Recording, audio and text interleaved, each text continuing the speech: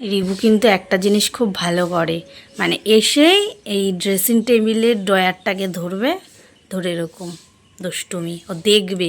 ওর যে কী ইন্টারেস্ট, যে এটার মধ্যে কি আছে ওর এত ভালো লাগে। ওর নিজের জিনিস ভালো লাগে না, ওর শুধু বাবা মায়ের কি কি আছে সেগুলো ভালো লাগে।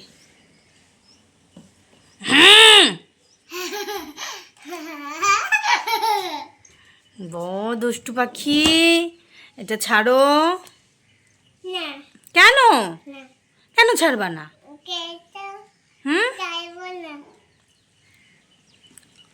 তুমি আজকে পড়াশোনা করেছো? মিথ্যে কথা। কাকে মারবি? কাকে কাকে?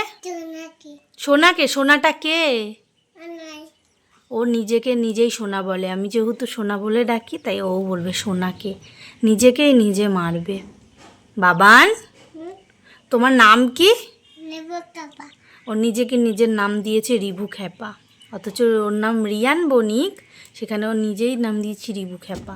রিভু ওর সার নেম। তো এখানে দেখো দুষ্টুমির শেষ নেই। বাবান আসো না, আসো না, একটা জিনিস দেখবা, একটা জিনিস। বাবান, বাবান একটু তুতু খাবা? খাও। কেন? কেন? এই নাও, এই নাও, এই নাও, এই নাও। তুতুতে কি আছে? তুতু খেলে তুই কি করে দিবি? ও বলে তুতু খেলে বমি করে দেবে, দেখেছো? ওই দেখো। কোথায় শুনেছিস এই গানটা? মা এখন পুজো দিচ্ছে। ঠাম্মি আসো না, ওসো না, ওসো না। ঠাম্মি তো পুজো দিচ্ছে, বলে দাও রাধে রাধে সবাইকে। একটু রাধে রাধে বলে দাও। ঠিক আছে, একটু একটু ঠাকুরকে নম করে দাও, নম করে দাও। এটা বলো কি, এটা কি ঠাকুর?